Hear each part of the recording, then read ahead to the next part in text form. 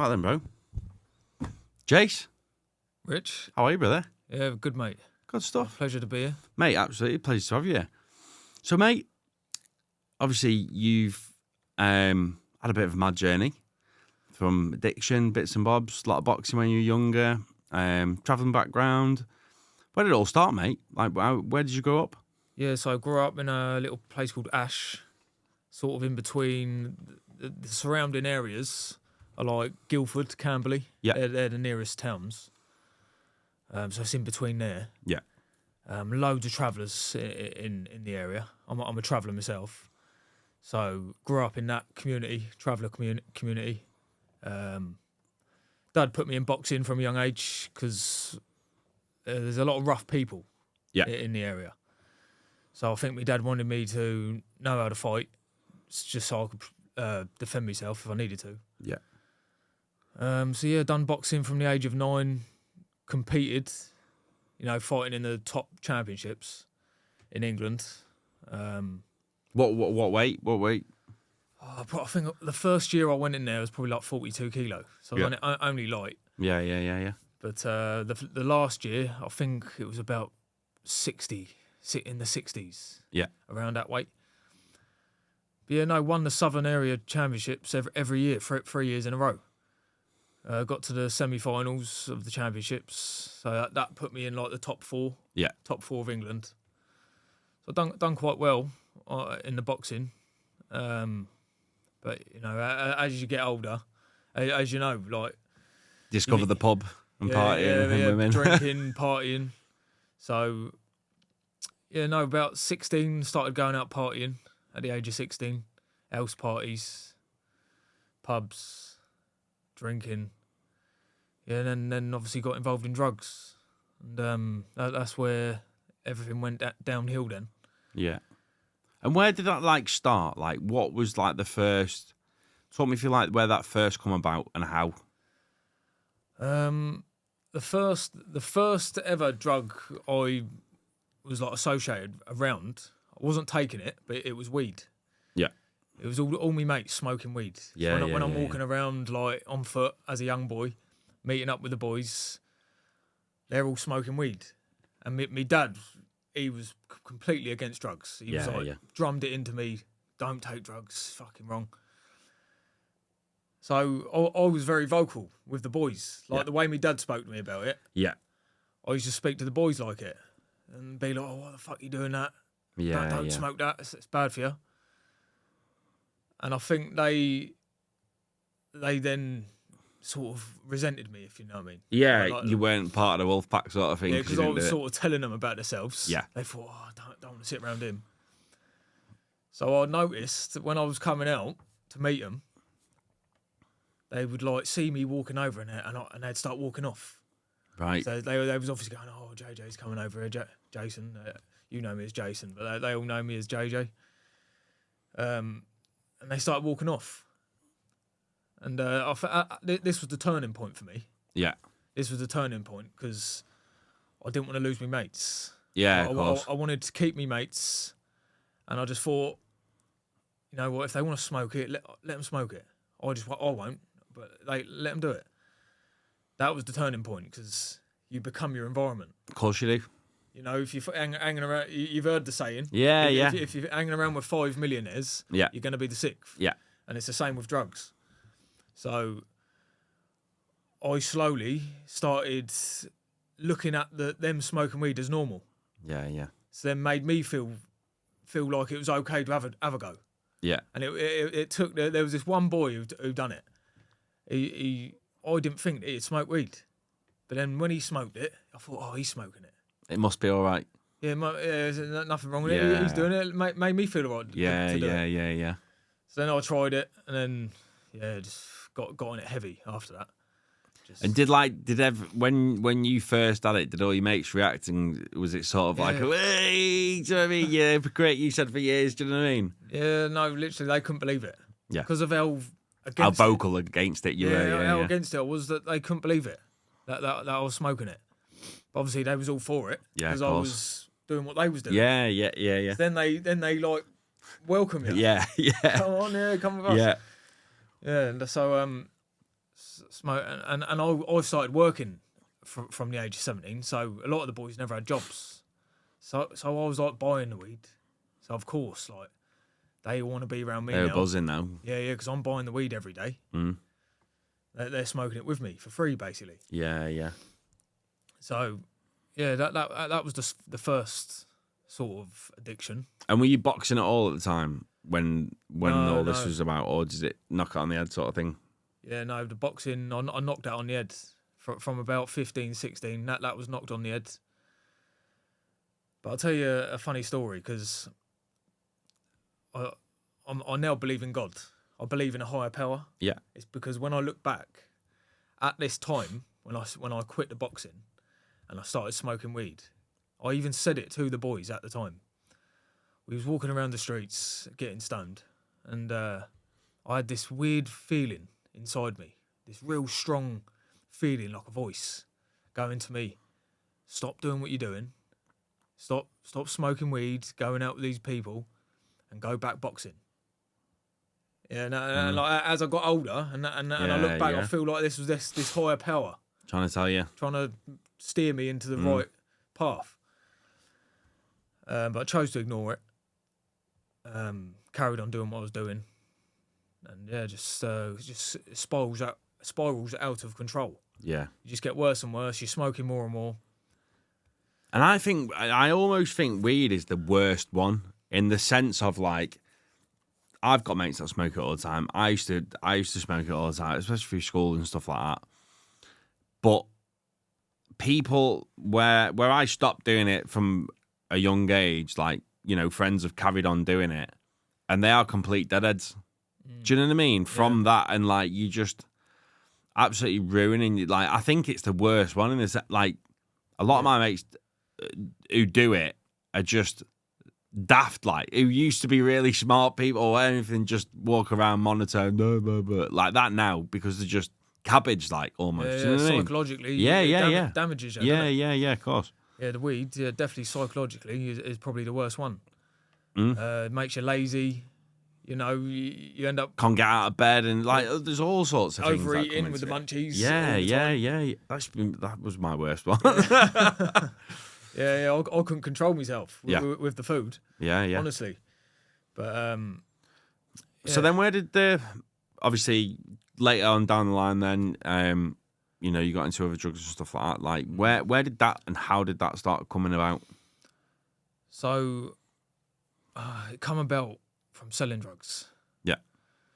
I was selling it just because I wanted quick money. Yeah. I wanted to earn loads of money. Being young, I wanted to have a flash car. All this, so I started selling it, the coke, and I was just young and stupid, and started taking it at the same time, and that was the worst thing I could have done, because you know, taking it weekly, you know, even though you're only doing a little bit, you're not doing a lot, but you're taking it weekly because it's always around you. That creates the addiction. It creates the habit. It's a habit, yeah. Which is then a habit is an addiction, because it's hard to break the habit. Yeah, of course. Yeah, no, that got so bad. I ended up getting in debt because obviously I started To fund it, more. like. I'm sharing it with people who's out with me. Yeah. So then I'm getting in debt. Then I thought to myself, I got that out of control. I couldn't get myself out of the debt. So then I thought to myself, I just got to stop. I got to get it away from me, get that out of my life. So that's what I done. Got that out of my life, stopped selling it, and so, like, got the debt squashed. And but then I was left with this, like, addiction where I still had to go out every week because I was used to going out every week, drinking and taking drugs. I still kept going to the pubs. So yeah, I was going to the pub every week, telling myself to stop. I was telling myself that I wanted to stop sniffing. You knew it wasn't normal, like. Yeah, I knew it wasn't normal, and I wanted to stop, and it was bad for me. I could feel my health deteriorating, even though I was young. I could still feel the coke was damaging me internally, spiritually, mentally, and even physically at some degree. So I kept telling myself I wanted to stop, but it was that thing with the alcohol. Mm. And this That was the trigger point. Like, yeah, I'm gonna go on to that point now because the alcohol, we're programmed to think from birth that alcohol is fine. yeah, That 100%. there's no problem with drinking alcohol. If you want to have a drink, it's fine. It's normal. Yeah, It couldn't be any further from the truth. no, Because when you drink, you don't stick to your word. You do things you say you wouldn't do. yeah, And this is what, and it took years for me to realise this. It took years. And so, yeah, so for years I was going out drinking, telling myself I wouldn't sniff. But every time I had a few drinks, I'd get the packet and sniff. Then I'd be out all night, sometimes 2 nights, 3 days, completely ruining myself. Self-destruction. madness. Yeah, proper. It's just madness, isn't it? Like, and some of the things you do in the sense of like the lies and like most of all, you're lying to yourself. Do you know what I mean? You think while you're doing that it's normal, and you're telling yourself that it's normal and it's all right, everyone else does it, but actually, when the cards are down, who's there to pick you up? Yeah, no one. It's you. Like, do you know what I mean? It's you versus you. Yeah, exactly. And like, how did that come about? Was that like a pub thing? Was that like, we have a go with this? Like, what was it? What, the gear? Mm. Yeah, no, that just started off, like I said, from selling it. That's how I started sniffing. Yeah. But then, yeah, just to drink. It was every time I drank, I'd have to get the packet. Yeah. Even though I'd told myself earlier that day before I drank, I said, no, not sniffing. Yeah. Not touching it. Don't like it. It doesn't agree with me. Makes me paranoid. Act weird on it. Yeah. As soon as I had the drink and I got drunk, it was like all that went away. All those negative thoughts went away. You lie to yourself, and don't you're you? like, you're happy, you're drunk. You're like, yeah, let's have a go on that. Yeah. Yeah. And then back and acting like a weirdo on drugs, like paranoid. Yeah. Yeah. It's not normal, is it? Nah, It's not normal. definitely not. And it kills me, like, for people who are in that position now, like even friends of mine, and I'm like, it's not normal what you're doing. You need to stop doing it. And they're like, oh yeah, well, I'm just getting through this at the moment. I'm just doing this and I'm all right. But you just see people just gradually getting worse and worse and worse and worse and worse. Yeah. Until, a couple of months later, you're on the phone to someone, they're crying their eyes out. I need to stop doing this. Yeah. Yeah, I've had one of my mates like that on the phone to me. Won't say names, but yeah, no, it's sad. It is sad because it is. Well, you could say it's easy, but then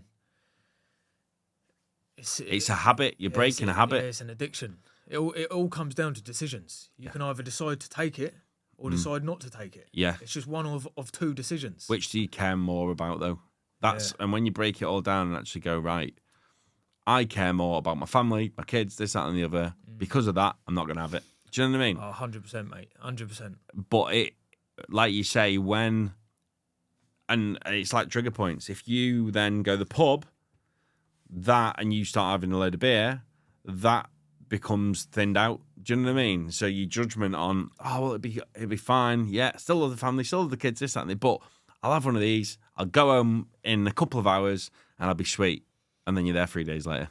Do you know? Yeah. So, mate, exactly how what made me stop. Yeah. That was family, kids. I've only got one kid, but that was what made me stop. When I'm looking down at my boy, he's only 2 months old. Yeah.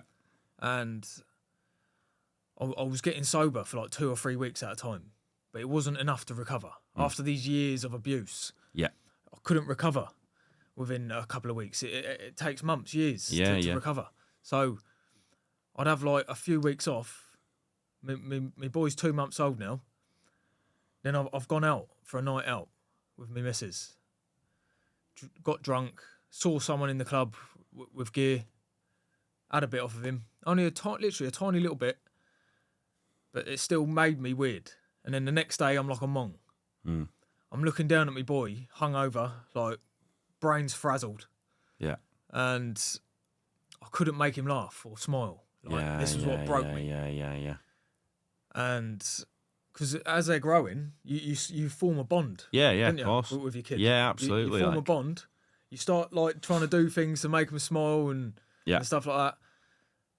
And I couldn't do it when that last time I took coke and drank. The last time I couldn't think how to connect with him. That's mad, isn't it? You know what I mean? Yeah. And that broke me. I thought, fuck this. No way. I ain't being that sort of dad. Yeah. No way.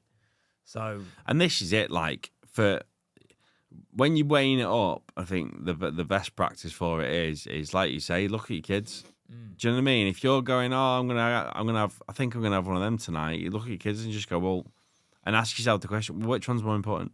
Do you want to do that or do you want to do this?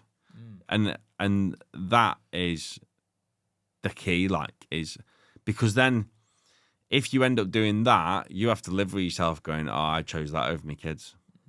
Do you know what I mean? And you're just putting yourself further into hole then. But 100%. And it's like we were talking about cocaethylene. I can never say it. Cocaethylene. Cocaethylene. Like, and mentioning the drink and stuff like that. But like, we've just had a little good conversation about it then. But what does that do? And talking about like the triggers of having ale and then wanting it. Like, what is? Yeah. So you want to talk about the cocaethylene? Yeah. Yeah. And what because I speak to a lot of people now and they don't know what that is and the effects. So the cocaethylene is a third chemical compound that is created inside your body. So when you're going out and you're drinking alcohol, then you think, I'll get the packet, and you sniff it with the alcohol in your system. That will then mix in your stomach, which filters through your liver, and it's your liver that creates this chemical, this cocaethylene. And that's actually cardiotoxic. So when people were sniffing and they've got that tight chest and they feel like they're getting a heart attack or panic attack or whatever, this could actually be because this third chemical, cocaethylene, is actually cardiotoxic. It's actually causing damage to their cardiovascular system or their heart or whatever. Yeah. So yeah, it's nothing to mess about with. No. And all the rubbish that it's mixed with now. You know, you've got rat poison in there.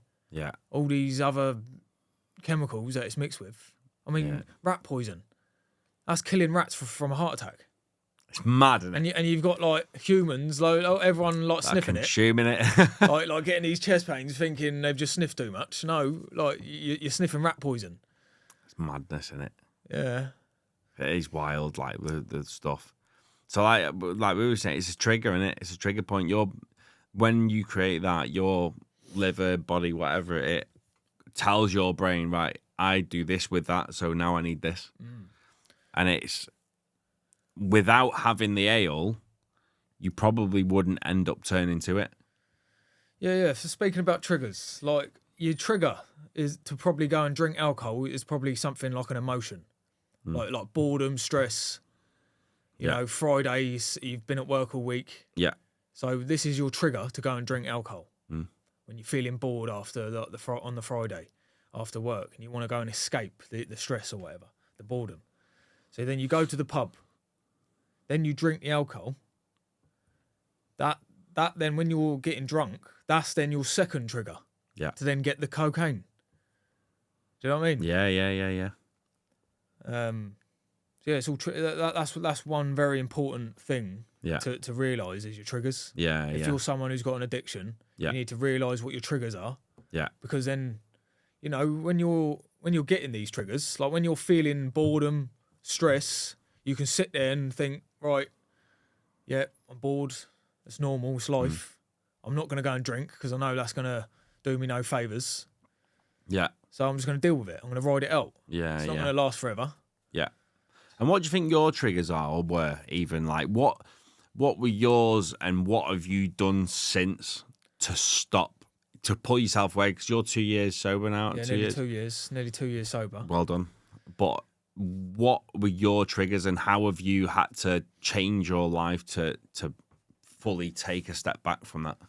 So at first, my main reason for getting sober was my boy. Yeah. And to be a good partner to my missus and to be the best father to my kids.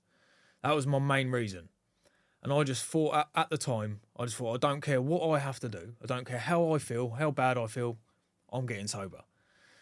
So, and I read or saw on a video somewhere that it takes 4 weeks to break a habit or an addiction. It takes something like 4 weeks to create those new circuits in your brain.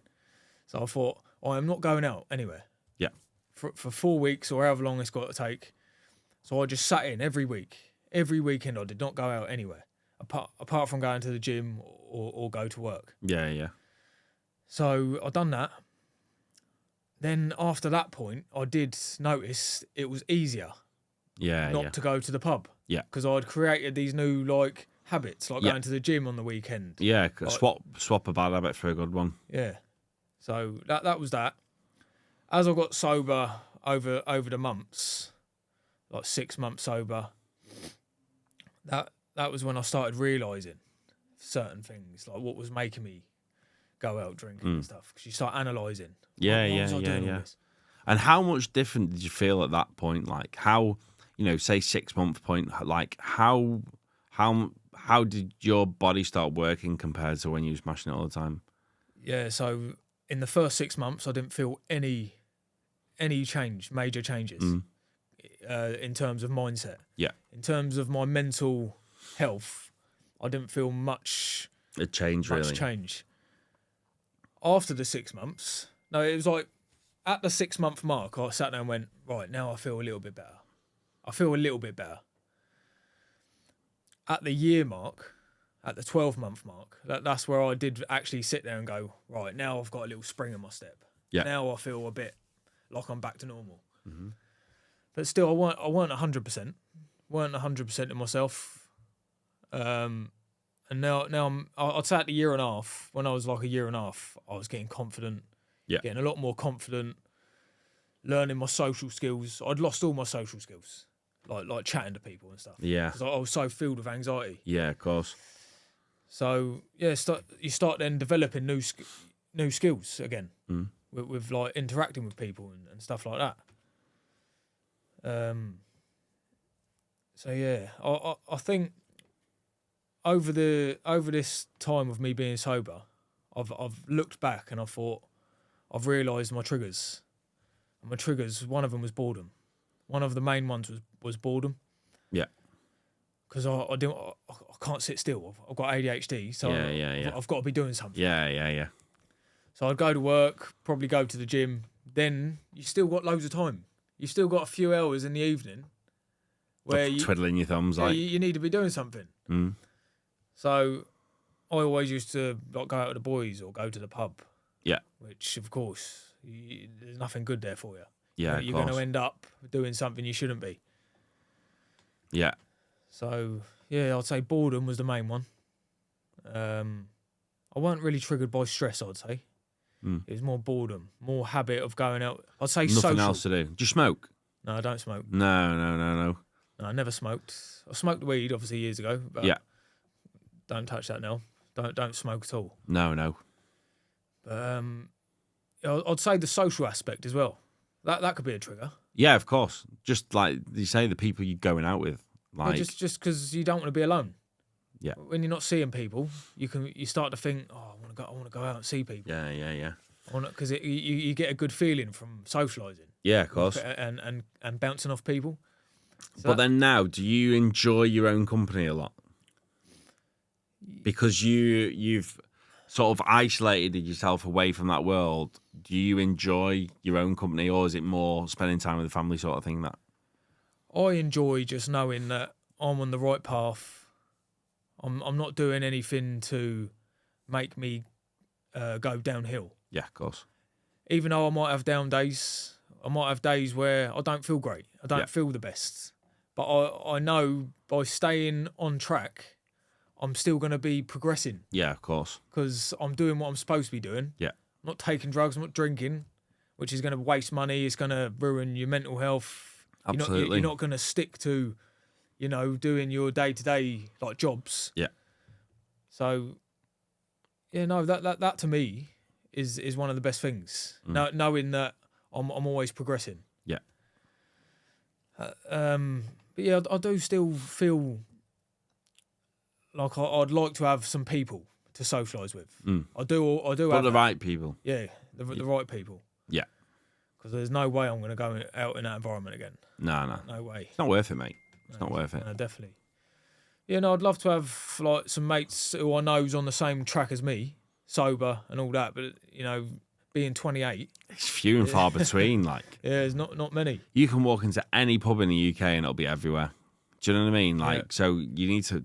It's like finding people that and like clueless to it, thinking, well, I've done this for so many years. What do other people do? Do you know what I mean? Because even normal people still go to the pub, people go out, but you're in a position where you don't want to put yourself into that environment of, you know, what could happen, so you're trying to stay away from it.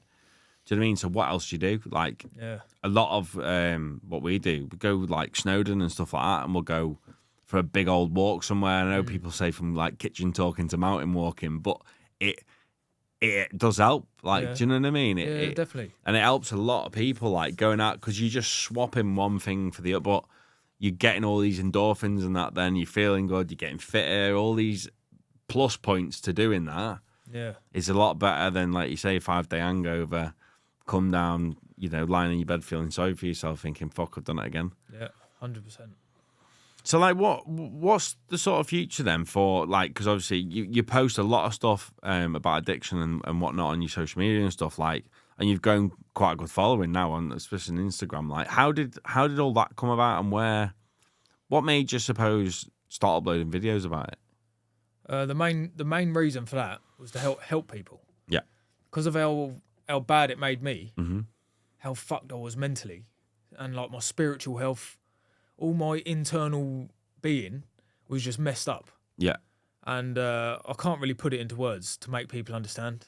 Yeah. It was, I did feel in a bad old way.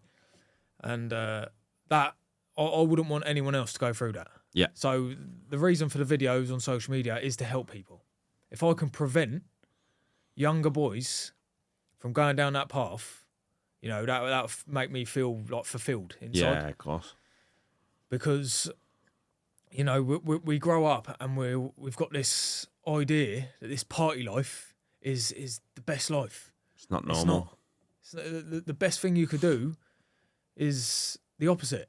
It's setting yourself goals, tasks each day, you know, working towards something. And these things that you're doing, that you're working toward, you're not going to want to do these things, most probably. But that's where the results always are, Exactly. with shit that you don't want to do. Yeah. Like no one wants to go to the gym. Yeah. But if you want to be ripped and have a good body, And feel good about yourself, though. yeah, you've got to go to the gym every day, even Yeah. when you don't feel like you want to. Yeah. Even when you want to eat that burger, you've got to eat plain chicken. 100%. Do you know what I mean? So it's the same with success. Or if you want to go, like start a business, whatever, you want to do good in life. You got to be consistent. Yeah, you can't be partying and drinking and taking drugs because it leads to nowhere. It leads to you being a mess, There's no happy endings. and which takes years to fix after you get sober, depending on how bad you get. Like for me, like it's taken me, like I'm nearly 2 years sober, still fixing myself slowly. Yeah. So, And it's mad. It is. Like, do you get a lot of messages on social media of people that are struggling and stuff like that? yeah, I've had loads of messages from people saying like, oh, I've come across your content, like that they say like they've seen other people doing like what I'm doing, Yeah. but it hasn't really connected with Connected. them. But then they've seen my video and it's that they can understand, Yeah, of and course. it connects with them, which has helped them. So yeah, that makes me feel good doing that. So what would you like to do with, like, the future of that? Like, is there a sort of end goal? Is there, you know, would you end up setting up a bit of a counselling thing, or would you just keep it all to social media? Like, where would you like to go with that? If I could set up a community that people would be interested in, I wouldn't mind doing that. I think I'd like to grow a following, and maybe because obviously I've done boxing from a young age. Yeah. So if I could then fight on a big platform, boxing, and I can sort of send the message out that I've only got there by being sober. Yeah. Like, do you know what I mean? Yeah. So if I could do something big, like fight on a big stage, you know, achieve something in boxing. Like, so I've been posting about Misfits, fighting on Misfits boxing. Yeah. So if I could go on there, it'd be more of like people to look at me and go, "Cool, yeah, look, he's achieved quite a lot. He's fighting on TV on a big stage, Yeah. and it's only due to being sober." Yeah. Because I wouldn't be able to do that. And not many people would like. Do you know what I mean? It's anyone living that lifestyle, partying and drinking, you're not doing anything big in life. No. Don't care what anyone says. No. You can't. Because like you say, you can't be consistent with anything because you just become an unreliable person. Like. Yeah. So, yeah, I'd like to just help people raise awareness around alcohol, to sort of prevent people from, not to just stay sober all their life, but just to prevent, just so they know that they can't go too heavy. You know, don't go out every weekend. Don't drink every weekend, because your actions become your habits. Yeah. Your habits become your addictions. So if you're going out every weekend without you're not thinking anything, you're not doing anything wrong. You're just going out with the boys, having a laugh. But you're doing it every weekend. But you're also fucking up your whole week. If you're going out every week, your brain won't function properly until the next Friday, and then the next Friday you come round, what you're doing, you're doing it again. Yeah. So you're just constantly living in a state of, not depression, but a state of like... Recovery, yeah. But you're not actually recovering. So over time then, you become depressed and you have all these mental health problems because you're just living in a recovering all the time. Do you know what I mean? And the only time that you're having a good time is on the Friday when you smashed out your head. And even then, you're not really having a good time anymore because you've been doing it for that long. So it's just a spiral. And I try and say this to people, like, even going out every weekend, people saying, "Oh, well, I only go out on the weekends." It's still a problem. Like, go out once every 6 months. Go out once every couple of months. Like, do you know what I mean? Make better habits, like you say. Go to the gym. Go for a big fuck off walk. Go and beach yourself up a hill. That's it. Start boxing, train for. Do you know what I mean? Do something that's hard that you don't want to do. Yeah. But at the end of it, you're gonna feel like, yes, I'm glad I did that. Glad I done that. Because it's like going for a run. I am fucking massive. I hate running. Like, me going for a run fucking hurts. But as soon as I've done a run, I'm like, oh my God, I feel insane now I've done that. Do you know what I mean? You're happy. So those things, you feel good after. Yeah. With the alcohol and the drugs, you feel good at the start when you're doing it, and then but after, you regret it. It's pain. Yeah, it's mad, isn't it? And it crazy that you tell we know, me and you both know now, if we come out of here and go for a 10-mile run, after that we're gonna feel absolutely incredible. Yeah. But we also know that if you go out of this door now and you go and get a bag or whatever and you sniff for the next 3 days, after that, you're going to feel fucking terrible. Yeah, like death. Yeah. But why is it so hard in a lot of people's minds? Why is it so hard to tell yourself to do the one that's going to make you feel bad instead of the one that's going to make you feel good? It's insanity, isn't it? Yeah. I think it's just this idea that we've got the programmed. Easy option. Yeah, I think we've been programmed from birth. You know, that this party lifestyle, that to celebrate, to feel good. Yeah, you need a drink. Yeah, well, it's everywhere though, isn't it? Like, you turn the telly on, people are drinking, like, what New Year's Eve adverts? Poof, pop in a bottle of champagne. Do you know what I mean? Like, everything, media or this, that, and the other wise is, you know, alcohol. Yeah. Do you know what I mean? It's everywhere. Like, so you watch sport things, you know, and I think that's the maddest one is, like, you watch UFC, boxing, anything like that. In the middle of that ring or octagon, the main sponsor is always alcohol. But a lot of the people who are fighting on that card won't be touching fucking alcohol because they're the best at what they do. And if they were smashing alcohol all the time, they wouldn't be there.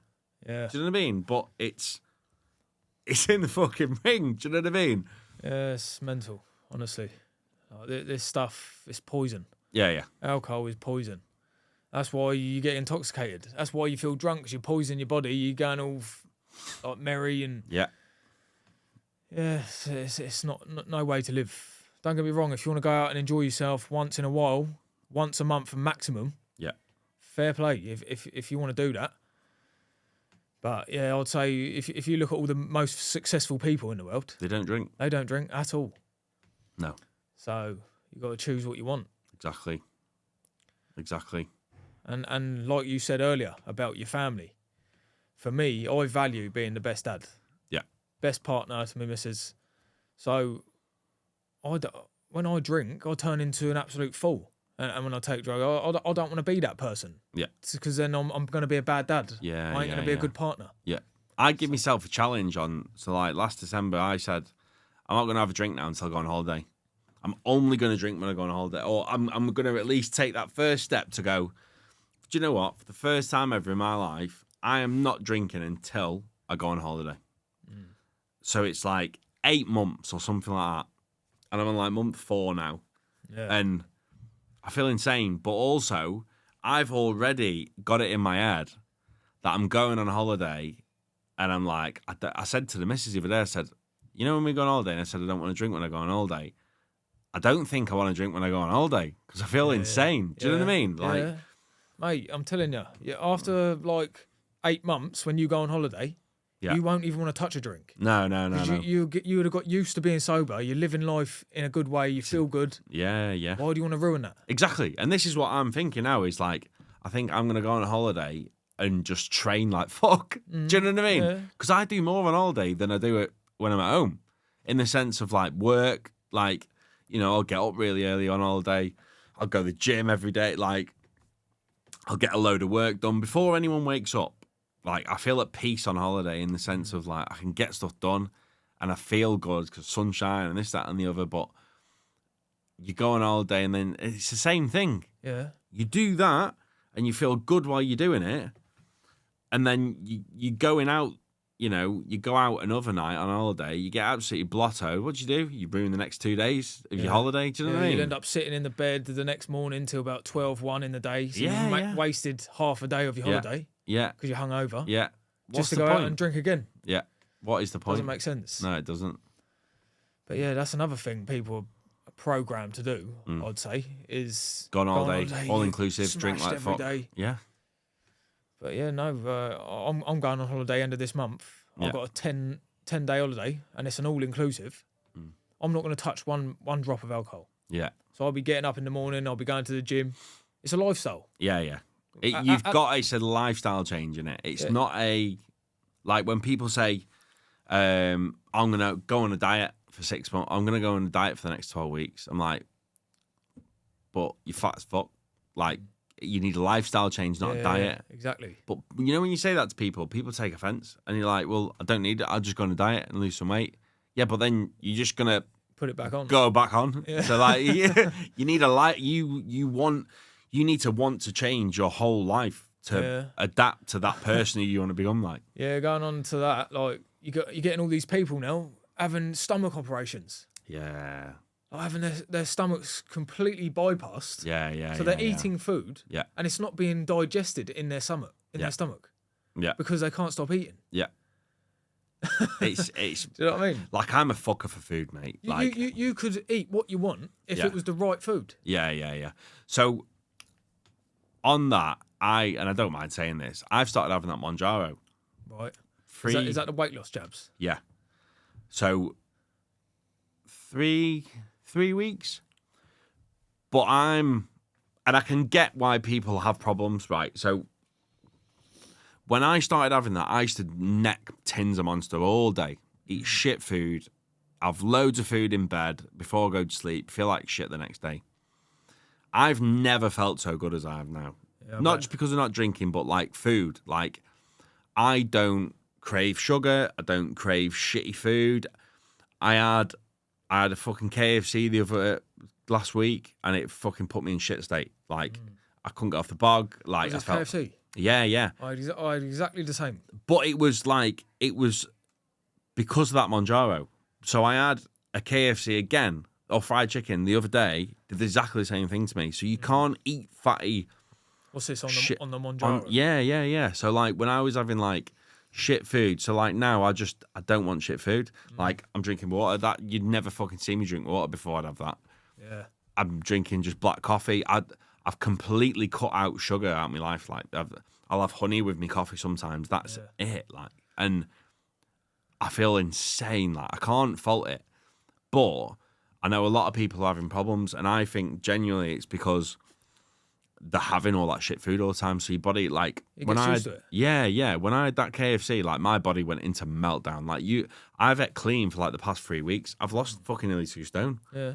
And as soon as I had that KFC after eating clean for so long, my body just went, "What the fuck have you just done?" Yeah. So like now I'm petrified of it. Do you know what I mean? I had exactly the same, mate. Honestly, I was eating clean like for weeks, and I thought, I'll treat myself today. I've been good for a few weeks. I'll have a takeaway. Yeah. I had KFC straight away. Felt bloated, like my belly was trying to pop out. Minging, innit? and I just felt horrible. Yeah. I thought, I'm not eating that again. Nah.